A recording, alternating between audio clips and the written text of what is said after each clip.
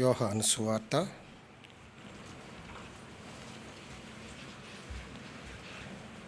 8వ అధ్యాయము.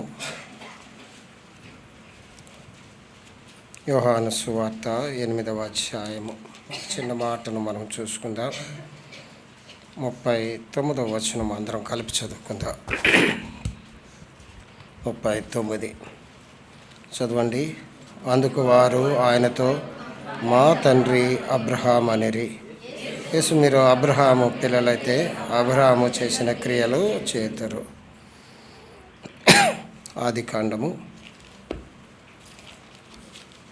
24వ అధ్యాయము. ఆదికాండము 24వ అధ్యాయము మొదటి వచనం అందరం కలిపి చదువుకుందాం. మొదటి వచనం అందరం కలిపి చదువుకుందాం. అబ్రహాము బహుకాలము గడిచిన వృద్ధుడై ఉండెను. అన్ని విషయములలోనూ యెహోవా అబ్రహామును ఆశీర్వదించెను. ప్రార్థన చేసుకుందాం. ప్రేమ కలిగిన తండ్రి, పరిశుద్ధ ప్రభువా, దయగల దేవా, నీకు వందనాలు, స్తోత్రాలు. మా ప్రభువును రక్షకుడైన యేసుక్రీస్తు వారి యొక్క శ్రేష్టమైన నామంలో మీరు మాకిచ్చిన ఈ యొక్క మంచి దినమును బట్టి నీకు వందనాలు. కొన్ని నిమిషాలు నీ వాక్యాన్ని మేము చూస్తూ ఉండగా మీరు మాకు సహాయకారిగా ఉండి నడిపించమని కోరుతున్నాం. ఆ ప్రజలు నీవారు, వాక్యము నీది. కేవలం నేను బోరున మట్టుకే నాయన, నీ బోరతో మమ్ములను తండ్రి సంధించమని కోరుతున్నాం. ఆత్మీయమైన పాఠాలు మాకు నేర్పి పెట్టమని కోరుతున్నాం దేవా. ఆత్మగా కలిగి మేము సరి చేసుకొని చక్కదిద్దుకొని నీ బలలో యోగ్యమైన రీతిలో చేయవేయటానికి మీరు మాకు కృప చూపించమని యేసుక్రీస్తు వారి యొక్క శ్రేష్టమైన నామంలో ప్రార్థించి వేడుకొంచున్నాము తండ్రి. 2 వాక్య భాగాలు మనం చదివాం. యోహాను సువార్త 8వ అధ్యాయం 39వ వచనంలో ఒక భాగం మనం చదివి ఉన్నాం. మా తండ్రి అబ్రహాము, మా తండ్రి అబ్రహాము. 3 రకాలైన మతస్థులకు అబ్రహాము మూల పురుషుడు. 3 రకాలైన మతస్థులకు అబ్రహాం మూల పురుషుడు. 1, యూదులకు. యూదులను అడిగామనుకోండి, అబ్రహాం మీకు తెలుసా అంటే వాళ్ళు అంటారు, ఏమంటారంటే అబ్రహాము మా తండ్రి అంటారు. మా తండ్రి, మేము ఆయన వారసులం. అదే చెప్పారు, అబ్రహాము మా తండ్రి అని వాళ్ళు చెప్పగలిగి ఉన్నారు. 2వది, ఇస్లాం ముస్లిమ్స్ని అడిగామనుకోండి, అరబులను అడిగామనుకోండి, ఇబ్రహీం అంటారు, అతడు మా తండ్రి అంటాడు. 3వది, క్రైస్తవ సోదరులు అడిగామనుకోండి, అబ్రహాం మీకు తెలుసా అంటే వారేమంటారు తెలుసా, మా విశ్వాసానికి ఆయనే తండ్రి అంటారు. ఇక్కడ మనం చదివాం యోహాను సువార్త 8వ అధ్యాయం 39వ వచనంలో, మా తండ్రి అబ్రహాం అనిరి, మా తండ్రి అబ్రహాం అనిరి. అబ్రహాము జీవితంలో చాలా పాఠాలు మనం నేర్చుకోవచ్చు. చాలామంది చెప్పినప్పుడు మీరు విని ఉండొచ్చు. అదే VBSలు first lesson, senior first lesson అబ్రహామే కదండి. ఫస్ట్ లెసన్ అబ్రహామే, దేవునికి భయపడినవాడు. అబ్రహాము యొక్క జీవితాన్ని ఈ యొక్క మధ్యాహ్న కాల సమయంలో కొన్ని నిమిషాలు మనం ధ్యానం చేద్దాం. అబ్రహాము ఎందుకు తండ్రిగా మార్చబడ్డాడు? 24వ అధ్యాయం 1వ వచనంలో మనం చూస్తే, అబ్రహామును అన్ని విషయములలో దేవుడు ఏం చేశాడండి? ఆశీర్వదించాడు. అన్ని విషయాలు మనం ఆశీర్వదించబడాలి అంటే కొన్ని విషయాలు ఆశీర్వదించబడతాం, కొన్ని విషయాలు విడిచిపెట్టబడతాం. కానీ అబ్రహాం అన్ని విషయాలలో ఆశీర్వదించబడడానికి ఆయన జీవితం యొక్క ప్రత్యేకత ఏమిటి అని చూస్తే చాలా ప్రత్యేకమైనది ఆయన జీవితం. 3 విషయాలు నేను ముగిస్తాను ముచ్చటగా. 1, విడిచిపెట్టుట. అబ్రహాము తన జీవితంలో ఏది విడిచిపెట్టాడు? 2వది, అబ్రహాము జీవితంలో విధేయత. రెండవది అబ్రహాము జీవితంలో విధేయత. మూడవది అబ్రహాము జీవితంలో విశ్వాసం. 3 వీలే గుర్తుంచుకోండి. విడిచిపెట్టిన అబ్రహాము, విధేయత చూపిన అబ్రహాము, విశ్వాసము కలిగిన అబ్రహాము. అందుకనే దేవుడు అబ్రహామును ఏమి చేశాడంటే అన్ని విషయాలలో కూడా ఆశీర్వదించాడు. ఒక విశ్వాస జీవితంలో ఆశీర్వదించబడాలి అంటే అబ్రహాము జీవితాన్ని మనం సాదృశ్యముగా, మాదిరిగా మనం తీసుకోవచ్చు. విడిచిపెట్టేది విడిచిపెట్టాలి, విధేయత చూపించిన దగ్గర విధేయత చూపించాలి, విశ్వాసము కలిగి ఉండాలి.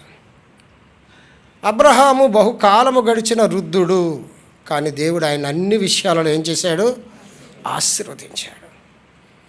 యూదులు అంటున్నారు మా తండ్రి అబ్రహాము, మా తండ్రి. ఇస్లాం అంటున్నారు మా తండ్రి అంటున్నారు. దేవుని బిడ్డలు, పరిశుద్ధులు, క్రైస్తవ సోదరులు అంటున్నారు మా తండ్రి అంటున్నారు. ఎందుకంత మాదిరి అయిపోయాడు అబ్రహాం?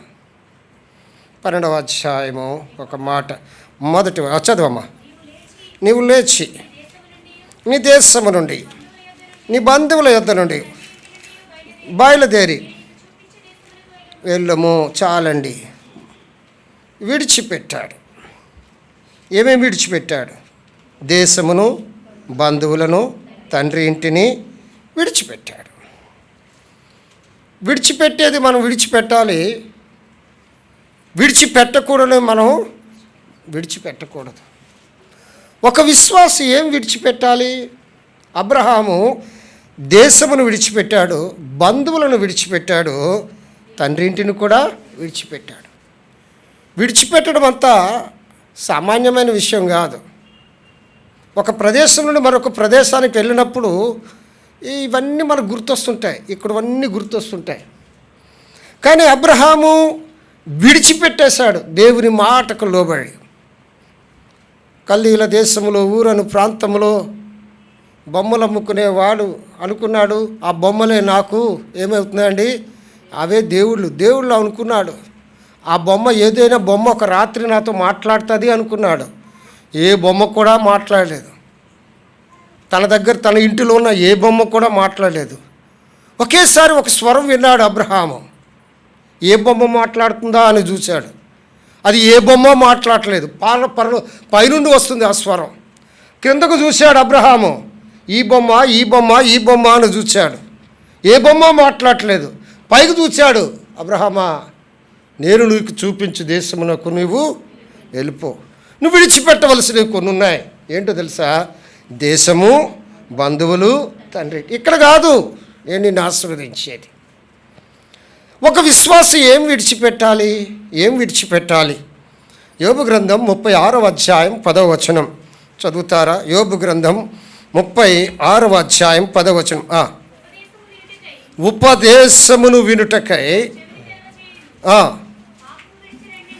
పాపము విడిచిరండి. ప్రభు మనల్ని ఆశీర్వదించాలి అంటే మనము చేయవలసిన మొదటి పని పాపము విడిచిపెట్టి రావాలి దేవుని దగ్గరికి. పాపములో ఉండి మనం దేవుని దీవించండి అంటే దేవుడు దీవించడు. ఎంత స్పష్టంగా ఉంది 36:10లో, పాపమును విడిచిపెట్టి రండి, ఉపదేశము వినుటకై నీ చెవు తెరుచుకోవాలి. దేవుని మాటలు ఆలకించాడు అబ్రహాము. ఆ ఉపదేశాన్ని, దేవుని స్వరాన్ని విన్నాడు అబ్రహాము. నువ్వు ఇక్కడ ఉంటే కాదు, నీ దేశంలో ఉంటే కుదరదు, నీ బంధువుల మధ్య ఉంటే కుదరదు, నీ యొక్క తండ్రి ఇంటి దగ్గర ఉంటే కుదరదు. ఉపదేశాన్ని ఆలకించాడు. విశ్వాసులమైన మనం అనుకుంటున్నామే పాపం విడిచిపెట్టి విడిచావా? అందుకంటాడు చూడండి, యోబు గ్రంథం 11వ అధ్యాయం 14వ వచనంలో ఒక మాట చదవండి. యోబు గ్రంథం 11వ అధ్యాయం 14వ వచనం. పాపము చూడండి ఏమంటాడు చూడండి, పాపము నీ చేతిలో నుండుట చూచి. అయ్యో ఎంత స్పష్టంగా మాట్లాడుతున్నాడు దేవుడు. పాపమట నీ చేతిలో ఉండుట చూచి నీవు దానిని విడిచిరేయాల. ఎప్పుడో చెప్పాడు యోబు గారు, మన చేతిలో ఏముంటుందండి? అర్థమైపోయి ఉంటుంది. ఏంటి పాపం? చెప్పండి. నవ్వుతున్నారు కొంతమంది. ఫోన్. Very good. మళ్ళీ మామూలు ఫోన్ కాదు. ఏ ఫోను అమ్మా? ఐఫోన్. పాపము నీ చేతిలో, చూడండి ఏమంటాడు 14వ వచనంలో, పాపము నీ చేతిలో నుండి చూచి నీవు దాన్ని విడిచిన ఎడల ఏం జరుగుతుంది చూడండి. నీ గుడారము నుండి దుర్మార్గతను నీవు కొట్టివేసిన ఎడల నిశ్చయముగా నిర్దోషమై నీవు సంతోషించదవు, నిర్భయుడివై నువ్వేం చేస్తావు? స్థిరపడతావు. అప్పుడు ఏమంటావు? నిశ్చయముగా నీ దుర్దశను నువ్వేం చేస్తావు? పాపం మన చేతిలో ఉంది. పాపం మన చేతిలో ఉంది. ఏం విడిచిపెట్టాడు? అబ్రహాము నుండి మనం నేర్చుకుంటున్న పాఠం ఏమిటంటే, విశ్వాసులమైన దేవుని బిడ్డలమైన మానవము విడవలసిందే. పాపం విడిచి రండి అంటున్నాడు ఆయన. పాపము విడిచిపెట్టి రండి. పాపము నీ చేతిలో ఉంది. దాన్ని విడిచిపెట్టి వస్తే నిత్యముగా నువ్వు దీవించబడతావు. అబ్రహాము అన్ని విషయములలో దీవించబడ్డాడు. విడిచిపెట్టుట అనేది చాలా ప్రాముఖ్యమై ఉంది. రెండవదిగా మనం ఏం విడిచిపెట్టాలంటే, కీర్తన గ్రంథం 37వ అధ్యాయం 8వ వచనం. కీర్తన పుస్తకం 37వ అధ్యాయము 8వ వచనం. కోపము మానము, ఆగ్రహమును విడిచిపెట్టుము, వ్యసన పడుకుము, అది కీడికే కారణం. ఆగ్రహాన్ని విడిచిపెట్టాలి. కోపం ఊరికనే వస్తుంటుంది. ఈ దినాల్లో పెద్దోళ్ళు కోపం తక్కువ, చిన్నపిల్లల కోపం ఎక్కువైంది. అర్థమైందా? చిన్న వాటికే కోపం.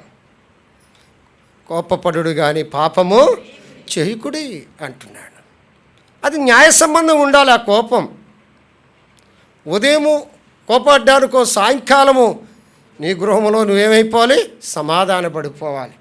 నీ పడకలకు వెళ్ళక ముందే నువ్వేమైపోవాలి? దాన్ని అది కోపము పంతంగా మారకూడదు. కోపము పగగా మారకూడదు. కోపము ఎల్లకాలం మనసులో ఉంచుకోకూడదు. ఆగ్రహాన్ని విడిచిపెట్టాలి.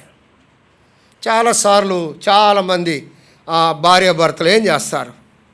కొన్ని నెలలు కోపాన్ని విడిచిపెట్టరు. అర్థమైందా? ఏం చేస్తారు? అరే మీ అమ్మని టీ పెట్టమనరా అంటే, పిల్లోడికి చెప్పానా వాళ్ళకి చెప్పినట్ట? చెప్పండి, ఎవరికి చెప్పినట్టు? ఆవిడకి చెప్పినట్టు. ఆవిడేం చేస్తుంది? టీ తీసుకొచ్చి, అరే బిడ్డ టేబుల్ మీద పెట్టాను చూసుకో. ఆడు తాగుతాడా ఈయన తాగుతాడా? ఇలాగ ఎన్నాళ్ళు తాగుతుంటుంది, ఇన్నాళ్ళు తాగుతుంటుంది. నాకు తెలుసు ఒక ఆయన, వాక్యం చెప్పిన ఆయనే. అర్థమైందా? కొన్ని సంవత్సరాలు కానీ వాక్యం చెప్పేస్తున్నాడు. కొన్ని సంవత్సరాలు. అర్థమైందా? అవి విడిచిపెట్టాలి. చూడండి, చాలామంది ఏమంటారు? తాళాలు ఎక్కడున్నాయి అని అడుగుతారు. డైరెక్ట్ స్పీచ్ ఉండదు. అప్పుడు కోపం ఉన్నప్పుడు డైరెక్ట్గా మాట్లాడుకోరు. కోపం ఉన్నప్పుడు అంతా ఇండైరెక్టే.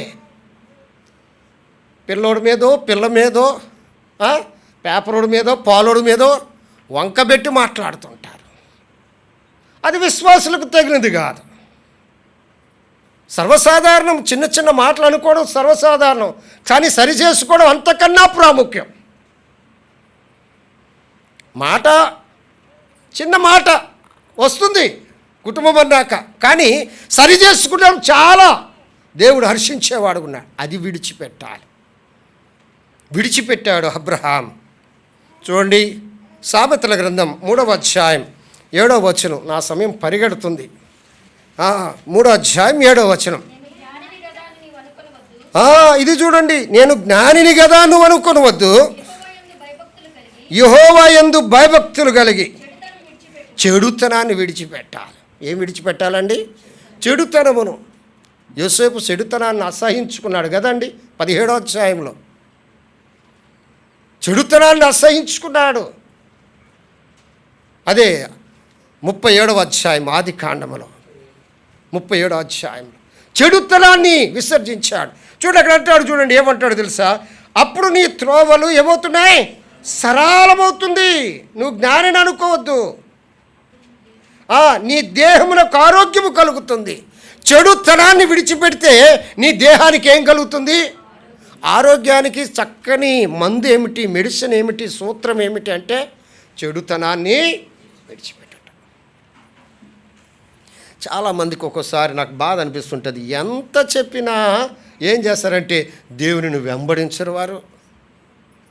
దేవుడు ఎన్ని పరిస్థితులు వారి జీవితంలో తీసుకొచ్చినా, దేవుడు ఎన్ని హెచ్చరికలు చేసినా అరే ఇది నాకు అనుకోరు, అరే ఇది నాకు అన్వయించింది అనుకోరు. చెడుతనము చిన్న మెడిసిన్ ఏంటి తెలుసా? నీ ఆరోగ్యానికి చెడుతనాన్ని విడిచిపెట్టాలి. పాపమును విడిచిపెట్టాలి, కోపమును విడిచిపెట్టాలి, చెడుతనమును విడిచిపెట్టాలి.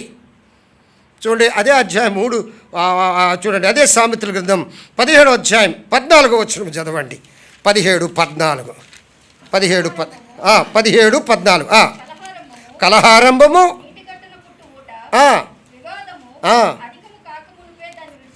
ఇది మనకు చేత కాదు. వివాదాన్ని ఏం చేస్తాం? రబ్బర్ బ్యాండ్లాగా సాగదీస్తాం. అర్థమైందండి? నువ్వెంత నేనన్నంత అన్నట్టుగా సాగదీస్తున్నాం. ఏ విడిచిపెట్టాలి? వివాదము అధికము కాకమునుపే. ఇక ఏమైపోవాలి? దాన్ని ఏం చేయాలి? విడిచిపెట్టాలి. ఒక అంకుల్ ఉండేవారు కాకినాడలో, జేమ్స్ అంకుల్ అని, అలెగ్జాండర్. ఎప్పుడు చెప్తుండేవారు. ఆయన ఏం చెప్పారంటే, భార్యాభర్తలు తగువాడితేనట ఎవరో ఒకరు నీళ్ళు వేసుకొని నోట్లో నీళ్ళు వేసుకొని ఏమవ్వాలండి? మింగకూడదు, కక్కకూడదు. అలా ఉంటే వాళ్ళు మౌనంగా వివాదం తగ్గిపోతాడు. అర్థమైందండి? వివాదం పెరగక ముందే మనం ఏం అయిపోవాలి? విడిచిపెట్టాలి. Okay brother, okay, let's live. Abraham ఆశీర్వదించబడటానికి విడిచిపెట్టే గుణ లక్షణాలు కలిగిన వాడు. చూడండి, ఇది చాలా ప్రాముఖ్యం, మనకు బాగా తెలిసిన మాటే. 28 సామెతల గ్రంథం 13వ వచనం, 28వ అధ్యాయం.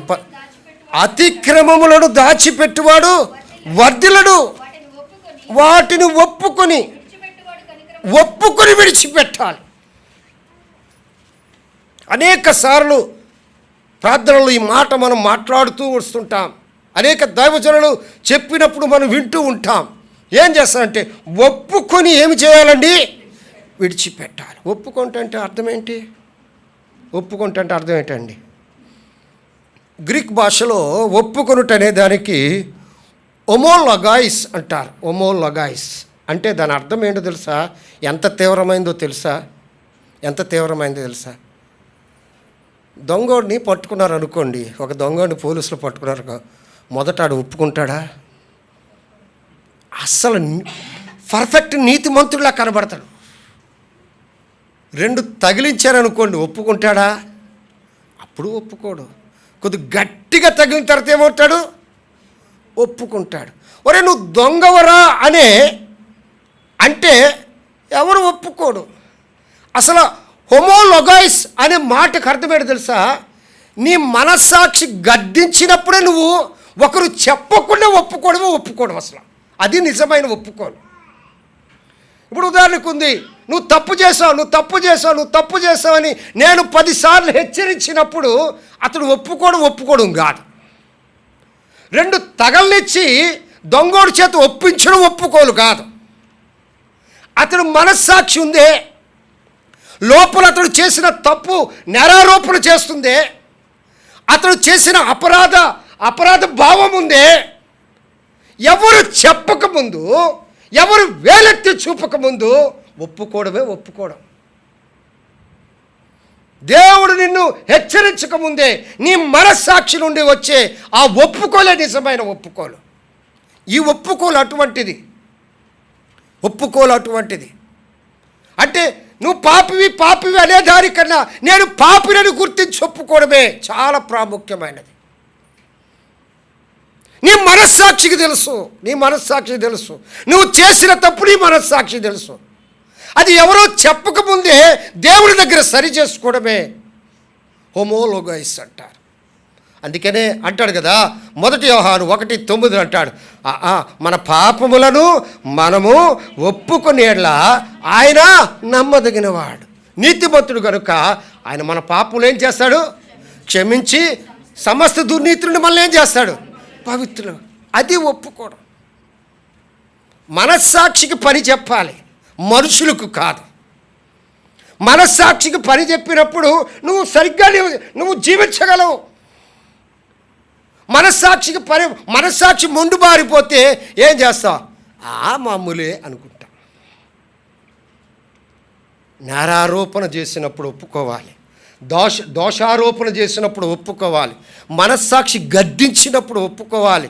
లేకపోతే ఎవరో ఏలెత్తి చూపినంత వరకు నువ్వు ఒప్పుకుంటే అది నీ ఒప్పుకోలు కాదు, మళ్ళీ నువ్వు దిగజారిపోతావు. అతిక్రమమును దాచిపెట్టువాడు వర్ధిల్లడు, వాటిని ఒప్పుకొని విడిచిపెట్టువాడు ఏమవుతాడు, కనికరము పొందుతాడు. ఆగండి, చాలా ఉదాహరణలు ఉన్నాయి బైబిల్లో, సమయం చాలదు కానీ చూడండి.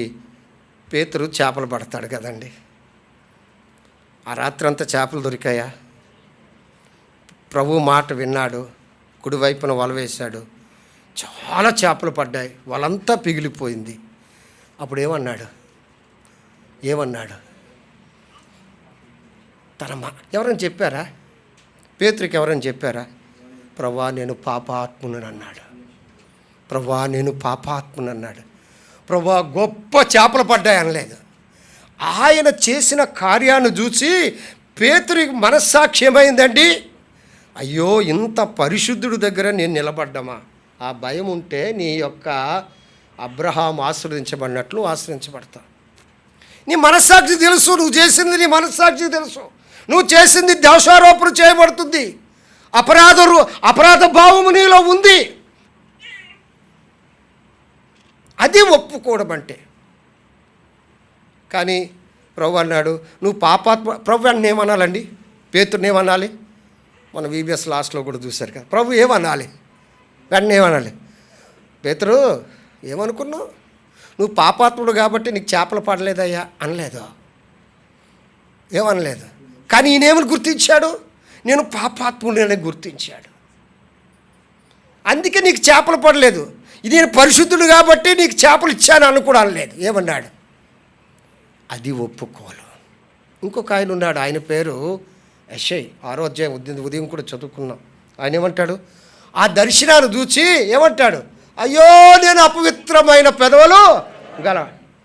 అది ఒప్పుకోవడం, ఇది ఒప్పుకోవడం. అంతకన్నా ఇంకా మంచి మాట యోబు గ్రంథం 40వ అధ్యాయం 4వ వచనంలో చూస్తే ఎంత బాగుంటుందో తెలుసా?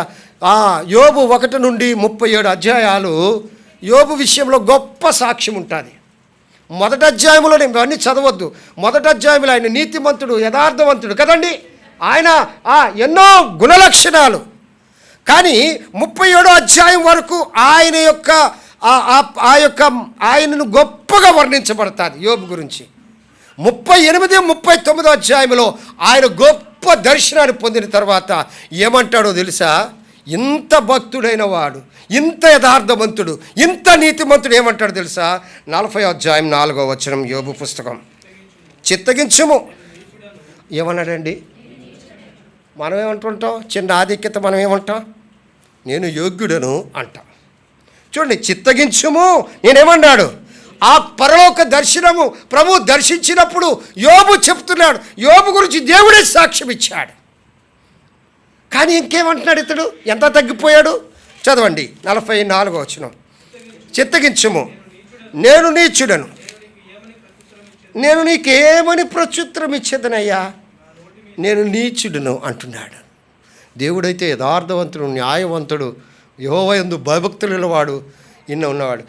అంటే ఆత్మీయతలో ఒక మాట వినండి, ఆత్మీయతలో అందరు ఎంత మెచ్చుకున్నా ప్రభు దగ్గర మనం దీనులమే. ప్రభు దగ్గర మనము నీకెన్ని యోగ్యతలున్నా నువ్వు దీనుడివే, నువ్వు దీనుడు. నేను నీచుని అంటున్నాడు, నేను పాపాత్మ అంటున్నాడు, నేను అపవిత్రుడు అంటున్నాడు కదండి. అది విడిచిపెట్టేది చాలా ప్రాముఖ్యం. మొదటిది అయింది. రెండవది, అబ్రహాము అన్ని విషయములలో ఆశీర్వదించబడ్డానికి కాదు, కారణము విధేయత. విధేయత. కొన్ని విధేయతలు చూపిస్తాను, చాలా క్లుప్తంగా నేను చెప్పి ముగించేస్తాను. చూడండి, మొదటి విధేయత 12వ అధ్యాయం 5వ వచనం, ఆదికాండం 12వ అధ్యాయము 5వ వచనం.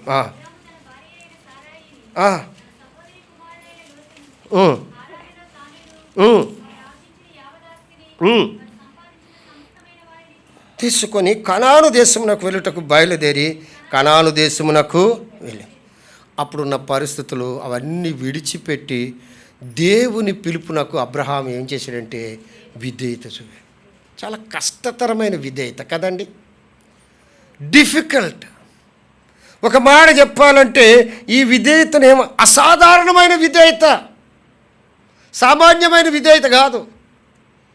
ఊరు చెప్పలేదు, పేరు చెప్పలేదు, సర్దుకోమన్నాడు, బయలుదేరంటే ఆ విధేయతకు మించిన విధేయత ఎవరికి. అందుకే అబ్రహామును దేవుడు అన్ని విషయములలో ఆశీర్వదించి విధేయుడు, అసాధారణమైన విధేయత చూపించాడు. చూసారా, బయలుదేరిపోయాడు, అంతే బయలుదేరిపోయాడు. ఒకటి, దేవుడి దగ్గర విడిచిపెట్టాలి. రెండవది, దేవుని మాటకు మనం విధేయులం అవ్వాలి. అసాధారణమైనది. కనాను దేశానికి ఏంటండి, కనాను దేశం వెళ్ళుటకు వారు ఏం చేశారు, బయలుదేరిపోయారు. ఎక్కడికి వెళ్తున్నావు అబ్రాహం అంటే ఏమో తెలియకుండా ఎక్కడికి వెళ్తున్నావు అంటే దేవునికి తెలుసు అంటాడు. దేవుడు నీకు చెప్పలేదంటే నాకు చెప్పలేదు అన్నాడు.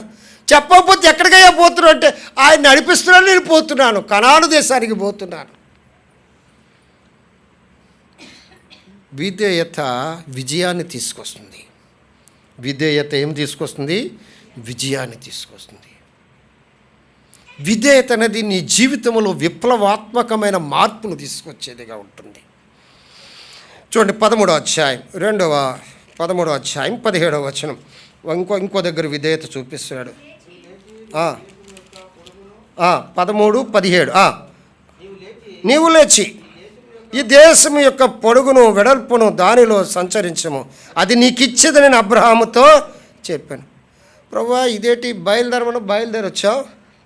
ఈ దేశము యొక్క పొడుగు ఎంతో నువ్వు సంచరించు, వెడల్పు ఎంతో సంచరించు. తర్వాత ఏనాడు, నువ్వు ఎంతగా నడుస్తావు అదంతా నీదే.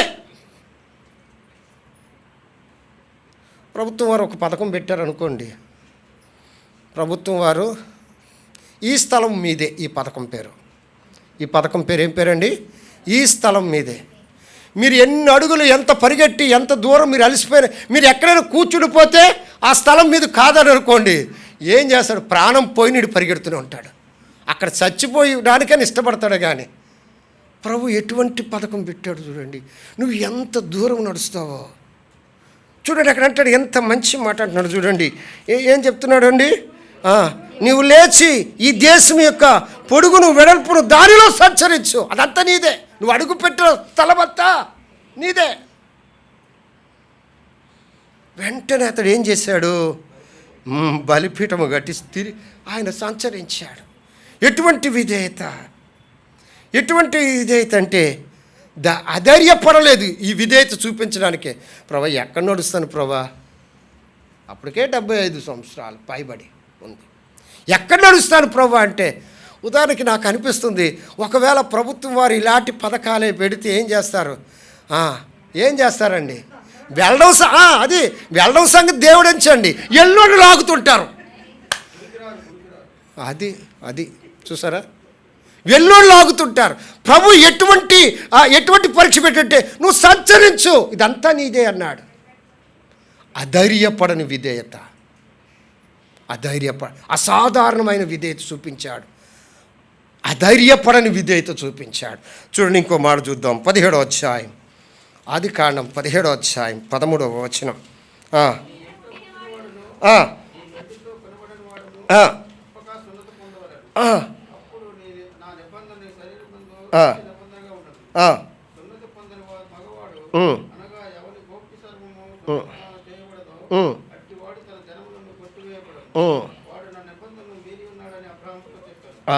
చూడండి ఏమన్నాడు చూడండి, అయ్యా నీ బిడ్డలకు నువ్వు సున్నతి చేయాలంటే ఏం చేస్తాడు ప్రభా, వారికి రేపు చేస్తానన్నాడా, చెప్పిన వెంటనే ఆ దినమందే, చూడండి, ఆ దినమందే ఎటువంటి విధేయత ఇది? అలసత్వము లేని విధేయత, ఆలస్యము చేయలేదు, అసాధారణమైన విధేయత, అధైర్యపడని విధేయత, ఆలస్యము చేయలేదు, వెంటనే దేవుడు చెప్పాడు చేస్తాడంతే. మనం చిన్న మాటకి విధేయత చూపించడానికి తల ప్రాణం తోక్కొచ్చి మనం తలక్రిందులుగా ఒక మంకీలాగా కింద మీద గింత అప్పుడు విధేయత చూపిస్తాం కదండి. అలసత్వం ఏ మాత్రం ఆలస్యము చేయలేదు ఈ విధేయతలో. చూడండి, ఆదికాండం 21వ అధ్యాయం. నేను వివరించట్లేదు, నేను ముందుకు వెళ్ళిపోతున్నాను. 21వ అధ్యాయం 12వ వచనం. ఇది కొద్దిగా కష్టమే, కానీ ఎటువంటి విధేయత చూపించాడు చూడండి. 21:12. నీ దాసిని బట్టి నువ్వు దుఃఖపడవద్దు, శారా నీతో చెప్పు ప్రతి విషయంలోనూ. ఈ మాట సిస్టర్స్ అండర్లైన్ చేసుకుంటే చాలా మంచిది, ఎప్పుడైనా జ్ఞాపకం చేయడానికి కదా. చూడండి ఏమంటాడు ఏం చదవండి అమ్మా. శారా నీతో చెప్పు విషయంలో ఆమె మాట వినుము, విశాఖ వలనదే నీ సంతానము అనబడు. ఏం చేశాడండి? హాగరును పంపాయి. అది చూసారా, వాళ్ళ ఇంట్లో, ప్రపంచంలో. ఓకే, ఇప్పుడు జరుగుతున్నవి అంతే కదా పంపించాయి.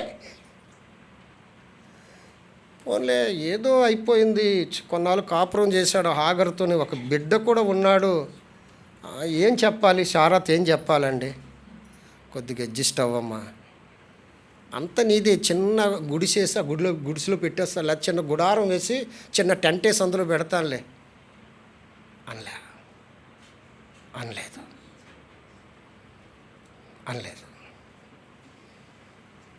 మనమైతే ఏమంటాం? నీకు అడ్డు ఉండదు కదా, నీకు అడ్డు లేకుండా చూసుకుంటా కదా, నేను మేనేజ్ చేస్తాను కదా అంటాం. నో, ఇటువంటి విధేయత అండి, ఆజ్ఞను పాటించిన విధేయత. పంపే అంటే ఇక ఆ బంధాన్ని విడిచిపెట్టాడంతే, ఆ బిడ్డను విడిచిపెట్టాడు, ఆ బంధాన్ని విడిచిపెట్టాడు, ఆజ్ఞను పాటించాడు. కొన్నిసార్లు భర్తలకి భార్యలు టానిక్ లాంటి ఐడియాలు ఇస్తుంటారు, సూపర్ ఐడియాలు ఇస్తుంటారు, సూపర్ న్యాచురల్గా పనిచేస్తుంటాయి కదండి. ఒకవేళ వాళ్ళే ఉంటే ఏమవునో తెలుసా? ఆ సంతానం ఈ సంతానం ఇప్పటికే ఇజ్రాయెల్లో తన్నుకున్నారు పక్కనే, సొంత అన్నదమ్ములే. పంపించేయంటే పంపించాడు, వెళ్ళగొట్టేశాడు. కనికరపడలేదు ఆమె పట్ల, ఆ బిడ్డ పట్ల కూడా కనికరపడలేదు. ఆజ్ఞను పాటించే విధేయత. ఇంకొక మాట చదువుదామా?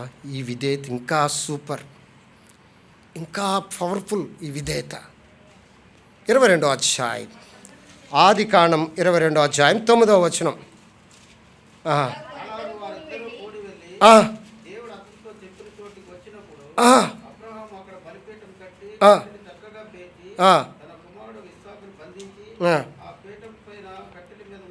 చూడండి, ప్రభుని ఏమడగాలి అబ్రహాము? వినండి, ప్రభుని ఏమనాలి? ప్రభా, నువ్వు రమ్మన్నావు, వచ్చాను, అసాధారణమైన విధేయత చూపించాను. అర్థమైందా? ఏంటి ప్రభా, ఏంటి సంగతి? నేను విధేయత చూపిస్తానని ఇంకా పరీక్షిస్తావా నువ్వు నన్ను? ఇంకొద్దులే, నేను వెళ్ళిపోతాను అనలే. నేను నీకు విధేయత చూపిస్తానని నాకే పని చెప్తున్నావా? చాలామంది అనేవారు ఉన్నారు, నీకు విధేయత చూపిస్తున్నాను నన్నే పరీక్షిస్తున్నావా? అబ్రహాము ఏమనాలి? నువ్వు రమ్మన్నావు, నేను బయటకు వచ్చాను. అంత మాత్రమే కాదు, నువ్వు సున్నతి చేయమన్నావు, చేశాను. నువ్వు తిరగమన్నావు, నేను తిరిగాను. ఆ హాగరుని విడిచిపెట్టమన్నావు, విడిచిపెట్టేశాను. ఏంటి ఎంత పరీక్షలు నాకెందుకు ప్రభా, ఇక నేను విధేయత చూపించను అనలే. ఏమన్నాడు? నువ్వు చెప్పావు కాబట్టి విధేయత చూపిస్తానయ్యా. దేవునిని ఆనందింపజేసిన విధేయత ఇది. దేవుని సంతోషపెట్టిన విధేయత, అసాధారణమైన విధేయత, అధైర్యపడని విధేయత. అర్థమైందండి? ఆజ్ఞను పాటించిన విధేయత, ఆలస్యము చేయని విధేయత, దేవునిని ఆనందింపజేసిన విధేయత. ఇక మారు మాట్లాడలేదు. ప్రభు ఇన్ని తట్టుకొని వచ్చాను, ఇక నేను దీన్ని తట్టుకోలేను అనలే. ఏమన్నాడు? ప్రభు అలాగే ప్రభు, నువ్వు ఇమ్మన్నావు ఇచ్చేస్తాను. కట్టేశాడు, కట్టెల మీద పెట్టేశాడు, కత్తి ఎత్తేశాడు. కానీ ప్రభు ఆగమన్నాడు. ఎటువంటి విధేయత అండి! 2 అయిపోయాయి. 1 విడిచిపెట్టుట, 2వది విధేయత, 3వది విశ్వాసం. 3 వీలు మర్చి, 1 విడిచిపెట్టుట, 2వది విధేయత చూపుట, 3వది విశ్వాసం. ఎటువంటి విధేయత అండి! ఎటువంటి విధేయత! అందుకే ఆయన అందరికీ మాదిరి అయిపోయాడు. ఈ యొక్క విధేయత యేసుప్రభు వారికి కూడా మాదిరి అయిపోయింది. చూడండి, మాట చదవండి. హెబ్రీయులకు రాసిన, ఒక 5 నిమిషాలు ముగించేస్తాను. హెబ్రీయులకు రాసిన పత్రిక మీకు తెలిసిన భాగమే. 5వ అధ్యాయం 8వ వచనం. 5వ అధ్యాయం 8వ వచనం. ఆయన కుమారుడై ఉండి తాను పొందిన శ్రమల వలన ప్రభువే నేర్చుకున్నాడట విధేయత. ప్రభువే నేర్చుకున్నాడు విధేయత. నేర్చుకోవడానికి మాదిరి ఎవరు? మా తండ్రి అబ్రహాము. నేర్చుకోవడానికి మాదిరి ఎవరు? అరే ఏంటి ఇంత అసంచలమైన విధేయత ఏంటి అనుకోవచ్చు. విధేయత చూపించిన వారికే దేవుడు పని అప్పగిస్తాడు. జ్ఞాపకం చేసుకోండి. విధేయత చూపించిన వారికే దేవుడు తన బహుమానాన్ని ఇస్తాడు. విధేయత చూపించిన వారికే దేవుడు వాడుకుంటాడు. విధేయత చూపించిన వారి మీదే దేవుని ఆత్మ ఉంటుంది. అవిధేయులమైన ఇన్ని తట్టుకున్నామండి అలా అబ్రహాము ఏమన్నాడు? ప్రభు అది కూడా చేసేస్తాను ప్రభు. అప్పుడు సర్టిఫికెట్ వచ్చింది, ఇతడు దేవునికి భయపడేవాడు. విశ్వాసం. చూడండి, హెబ్రీయులకు రాసిన పత్రిక, అది చదువుకు ముగించుకుందాం రండి. హెబ్రీయులకు రాసిన పత్రిక 11వ అధ్యాయం. ఊరికి వివరించిన కానీ ఒక చిన్న మాట అలాగా చూడండి. 11వ అధ్యాయం. ఈ విశ్వాస వీరుల పట్టికలో ఈ ఎక్కువ ఎవరి గురించి రాయబడిందంటే 7, 8 వచనాలు అబ్రహామును గురించే రాయబడి ఉంది. 7వ అధ్యాయము 11వ అధ్యాయము 8వ వచనం చదువుతారా? అబ్రహాము పిలువబడినప్పుడు విశ్వాసమును బట్టి ఆ పిలుపునకు లోబడ్డాడు. విశ్వాసము బట్టి పిలుపుకు లోబడినంటి వాడు. చూడండి, తర్వాత చదవండి 9వ వచనం. విశ్వాసమును బట్టి అతడు ఆ వాగ్దానమునకు సమాన వారసులైన ఇస్సాకును యాకోబును వారు గుడారములో, చూడండి, విశ్వాసమును బట్టి పిలువబడ్డాడు. విశ్వాసమును బట్టి గుడారములో నివసించాడు. విశ్వాసమును బట్టి ఏమి చేశాడు? చూడండి 10వ వచనములో, 10వ వచనం. ఎలాగనగా దేవుడు దేనికి శిల్పియు నిర్మాణకుడై ఉన్నాడో ఆ పునాదులు గల ఆ పట్టణం కొరకు, చూడండి, మళ్ళీ వినండి. విశ్వాసమును బట్టి పిలువబడినవాడు, విశ్వాసమును బట్టి బయలుదేరినవాడు. 8వ వచనములో విశ్వాసమును బట్టి గుడారములో నివసించినట్టి వాడు, విశ్వాసమును బట్టి పునాదులు కలిగిన పట్టణము కొరకు ఎదురు చూసినట్టి వాడు. చూడండి, తర్వాత ఏం చేశాడు? 11వ వచనం ఆఖరిలో చదవండి. చదవండి 11వ వచనం. విశ్వాసమును బట్టి వాగ్దానము చేసిన వాడు నమ్మదగిన వాడని ఎంచుకున్నాడు. విశ్వాసం బట్టి నా దేవుడు నమ్మదగిన వాడు. మళ్ళీ చెప్తా, విశ్వాసమును బట్టి పిలువబడ్డాడు, విశ్వాసమును బట్టి బయలుదేరాడు, విశ్వాసమును బట్టి గుడారములో నివసించాడు, విశ్వాసమును బట్టి పునాదులు గల పట్టణము కొరకు ఎదురు చూచాడు, విశ్వాసమును బట్టి ఏమి చేశాడు? వాగ్దానాన్ని నమ్మాడు, నమ్మదగిన దేవుణ్ణి నమ్మాడు. తర్వాత చూడండి ఏమి చేశాడు? విశ్వాసమును బట్టి శక్తి పొందాడు. వయసు గతించినను గర్భమందు ధరించుటకు శక్తి దేవుడిచ్చాడు. విశ్వాసమే. చూడండి, ఆ తర్వాత ఇంకొక మాట చూపిస్తా. 17వ వచనం. అబ్రహాము శోధింపబడి విశ్వాసమును బట్టి ఇస్సాకును,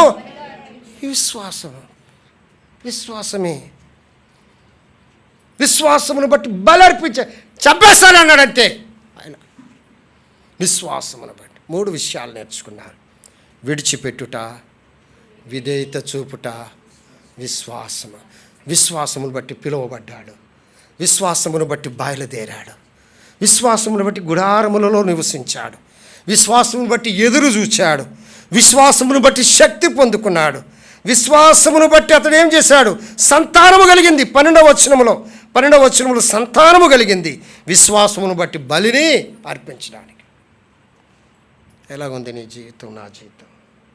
అందుకే అబ్రహాము వృద్ధుడైనప్పటికీ కూడా అన్ని విషయాలలో ఆశీర్వదించబడ్డాడు. ఈ మాట అందరం చదువుదాం. ఆదికాండం 26 అధ్యాయం ముగించుకుందాం ఆ చదువుకొని. 26వ అధ్యాయం 5వ వచనం అందరం చదువుదాం. 26వ అధ్యాయం 5వ వచనం. ఎలాగనగా అబ్రహాము నా మాట విని నేను విధించిన దానిని, నా ఆజ్ఞలను, నా కట్టడలను, నా నియమములను గాయకొనని చెప్పాను. అబ్రహాం చనిపోయాడు. ఇస్సాకుతో ప్రభు దర్శనం ఇచ్చాడు. ఇస్సాకుతో ఒక మాట అంటున్నాడు, నీ తండ్రి అబ్రహాం ఉన్నాడే, నా మాట విన్నాడు, నా ఆజ్ఞలను, నా కట్టడలను అతడు, నా నియమాలు అతడేమయ్యాడు. తన తర్వాత తన కుమారుడికి చెప్తున్నాడు, నీ తండ్రి ఎలా నడిచాడో తెలుసా? విడిచిపెట్టాడు, విధేయత చూపించాడు, విశ్వాసంతో ఉన్నాడు, నా ఆజ్ఞలు గాయకున్నాడు. తరాలు గతిస్తున్నాయి, వారు మనకు మాదిరి. అందుకే అంటాడు కదా, ద ఫాదర్ ఆఫ్ ఫెయిత్. ఆయన ఏమంటారండి? విశ్వాసులకు తండ్రి, ద ఫాదర్ ఆఫ్ ఒబీడియన్స్, తన విధేయతకు తండ్రి. అబ్రహాం యొక్క విధేయత మాదిరి తీసుకున్నాడు యేసు ప్రభువారు. ద ఫాదర్ ఆఫ్ నేషన్స్, అనేక జనములకు అతడు తండ్రి. అందుకని ప్రియమైన వాళ్ళారా, విడిచిపెట్టినప్పుడు ఏం విడిచిపెట్టకూడదు తెలుసా? దేవుని మందిరాన్ని విడిచిపెట్టకండి, దేవుని వాక్యాన్ని విడిచిపెట్టకండి, దేవుని వాగ్దానాన్ని విడిచిపెట్టకండి. అవి క్లెయిమ్ చేయాలి మనం. చాలా వచనాలు ఉన్నాయి, విడిచిపెడితే ఏమి జరుగుతుందో కూడా మనం చూడవచ్చు. దేవుని మందిరాన్ని విడిచిపెడితే, దేవుని వాగ్దానాన్ని విడిచిపెడితే మనకే నష్టం. కాబట్టి అటువంటి పరీక్ష మనం పొందినట్టు వారమే మా తండ్రి అబ్రహామను చెప్పగలం. చదువుదాం, మా మాట చదువుకొని బలలోకి వెళ్ళిపోదాం. చూడండి, యోహాను సువార్త 8వ అధ్యాయం. యోహాను సువార్త 8వ అధ్యాయం. మా తండ్రి ఎక్కడుంది? 39వ వచనం. 39వ వచనంలో చదువుదాం, అందరం చదివి బలలోకి వెళ్దాం. అందుకు వారు ఆయనతో, మా తండ్రి అబ్రహామని. అప్పుడు ఏమన్నా చదవండి. యేసు, మీరు అబ్రహాము పిల్లలైతే అబ్రహాము చేసిన క్రియలు మనం అబ్రహాం దేవుని బిడ్డలమైతే దేవుని క్రియలు మనము చేస్తాం. ప్రభు ఈ మాటలు దీవించునుగాక. ఆమేన్.